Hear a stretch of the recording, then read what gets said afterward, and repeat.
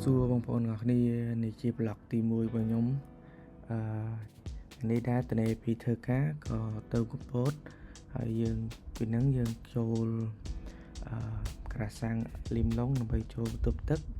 ហើយយើងបន្តដំណើរទៅមុខទៀតវីដេអូនេះដោយសារខ្ញុំថតពីឈរដល់ពេលយកមក scale រៀងបាត់ quality បន្តិចហើយវីដេអូរបស់យើងក៏កាត់មកដល់ទឹកឈូកពតនៅទឹកឈូខ្ញុំលេងទឹកឈូនេះមួយសន្ទុះនេះទឹកជាក់ស្រួលហើយទឹកហូរល្មមហើយក៏ឡើងទៅលើតាដា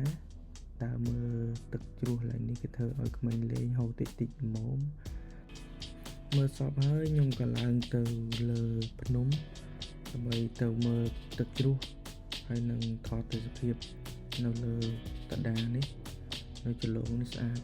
ខ្លាំងតែវាមានដើមឈើមានចម្ការទុរេនចម្ការដំណាំច្រើន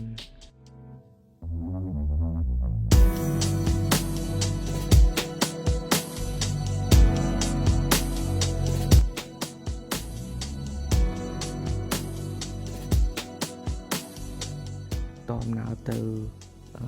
ផ្សារកែបទៀតដើម្បីទិញមឹកធនាគារទិញមឹកអាំងអីចឹងយកទៅញ៉ាំនៅក្បែរមាត់សមុទ្រ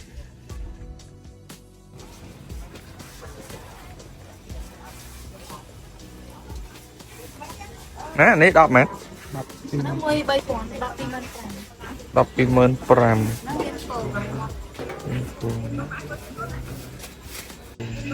ទិញពីនឹងមកខ្ញុំក៏បន្តមកម្ដុំឆ្នេរកោលតែអត់ដល់ម្ដុំឆ្នេរកោលទេនៅតាមផ្លូវហើយក៏ខ្ញុំអង្គុយទៅក៏ឃើញពូគាត់អូសអត់ដឹងជាអីទេប៉ុន្តែស្រុកខ្ញុំគេហៅឆ្នុកតែនៅនេះនៅសមុទ្រគាត់ប្លែក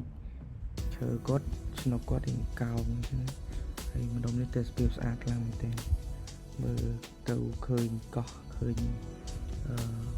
ទូកនេសាទស្អាតហើយចាំបានមកទុះក៏បងប្អូនមកវិទិញគ្រឿងសមុទ្រក្លុកដើម្បីយកទៅញ៉ាំនៅមកសមុទ្រជាមួយនឹងមឹកអាំងទៀត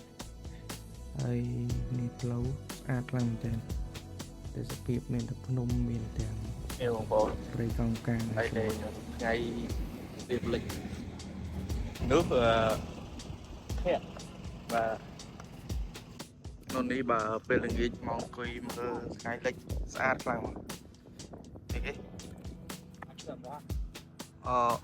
ហើយទៅដាក់ចឹង jellyfish អើយពីពុំដាក់ហាត់ប្រានយើងទៅញ៉ាំហ่ะ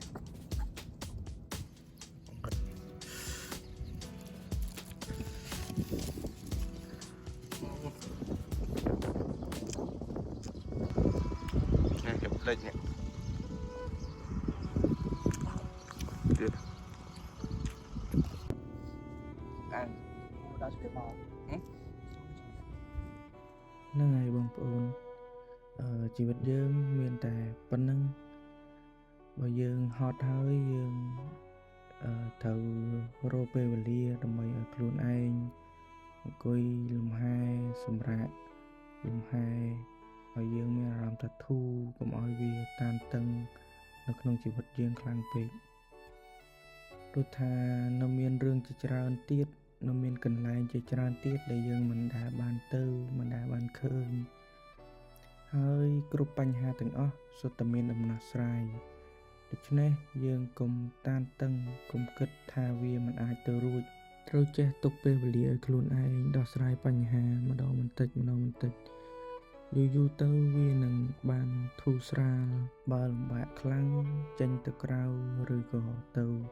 ដើរលេងកន្លែងណាមួយដែលធ្វើឲ្យអារម្មណ៍ធូរហើយចាំបន្តដោះស្រាយបញ្ហានោះបន្តទៀតអ្នកទាំងអស់គ្នាពិភពលោកយើងនេះមានកន្លែងជាច្រើនទៀតដែលយើងមិនទាន់បានទៅមិនទាន់បានស្គាល់ចូលធ្វើល្អចំពោះខ្លួនឯងនិងអ្នកដទៃជួបជាមួយខ្ញុំបាទនៅវីដេអូក្រោយបាយ